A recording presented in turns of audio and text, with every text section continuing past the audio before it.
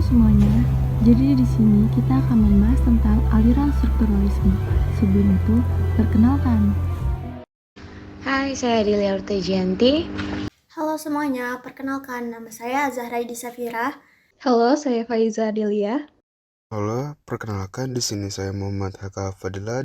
Halo, saya Santika Nurwulandari. Halo semuanya, saya Syafira Banyupening Kinasih. Kali ini saya akan membahas tentang psikologi struktural atau strukturalisme. Apa sih itu? Yaitu merupakan studi analisis tentang generalisasi pikiran dari si manusia dewasa melalui metode introspeksi. Dalam hal ini, psikologi dimaksudkan untuk mempelajari isi konten di pikiran. Sehingga sistem ini kadang juga disebut dengan psikologi konten. Dalam buku Sejarah dan Sistem Psikologi oleh James F. Brennan pada tahun 2006, pendekatan psikologi strukturalisme berasal dari Wilhelm Wundt yang dipelopori di Amerika oleh muridnya, si Edward Bradford Titchener. Perlu ditekankan bahwa psikologi strukturalisme ditemukan oleh Wundt, sedangkan Titchener hanyalah salah satu dari sekian banyak murid yang dimiliki oleh si Wundt. Tetapi, Titchener lah yang berupaya membawa psikologi Wundt ke Amerika dengan mempertahankan konsep aslinya. Selanjutnya, saya akan membahas tentang metode pada aliran strukturalisme. Nah, pada aliran ini menggunakan metode introspektif. Metode ini merupakan meminta seseorang untuk menceritakan kembali pengalaman masa lalunya atau perasaannya setelah dia melakukan sesuatu. Sensasi digambarkan seperti manis, pahit, di mana dapat diidentifikasi menggunakan introspeksi. Dalam konsep dan sistem ini, psikologi strukturalisme dari Wundt dan Titchener memiliki 3 tujuan. Nah, yang pertama, menggunakan komponen-komponen kesadaran sebagai elemen-elemen dasar. Yang kedua, menggambarkan kombinasi kesadaran sebagai elemen-elemen dasar tersebut. Dan yang terakhir, menjelaskan hubungan elemen-elemen kesadaran dengan sistem saraf. Kesadaran tersebut diartikan sebagai pengalaman langsung atau pengalaman sebagaimana hal itu dialami. Hal ini berbeda dengan pengalaman antara. Pengalaman antara diwarnai oleh isi yang sudah ada dalam pikiran, seperti asosiasi sebelumnya dan kondisi emosional serta motivasional seseorang. Menurut Jean Piaget, aliran strukturalisme ini mencakup banyak ragam dan sulit menampilkan sifat umum, karena strukturnya cenderung berbeda-beda. Piaget juga menjelaskan 3 sifat yang dimaksud dalam sebuah struktur, yaitu totalitas, pengaturan diri, dan transformasi. Mereka saling berkaitan satu dengan yang lainnya dalam sebuah kesatuan. Menurut hierarkinya, sebuah struktur memiliki substruktur dan terikat dengan struktur yang membawahinya.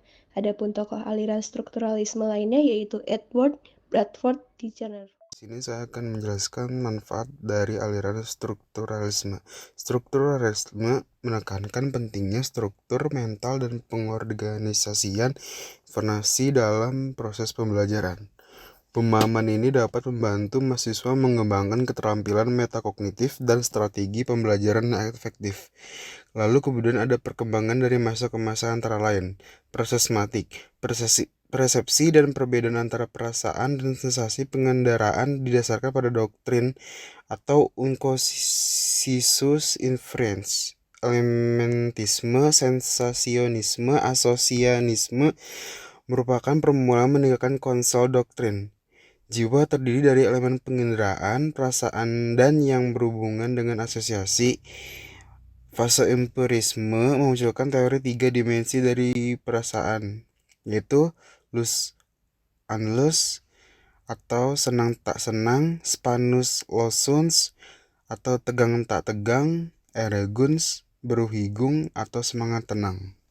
Dan yang terakhir, pada tahun 1902 atau 1903, filter psikologi menyatakan bahwa konsep ini merupakan hal yang sangat penting. Setiap rangsangan yang didapat manusia dipersepsikan namun hanya secara aktif.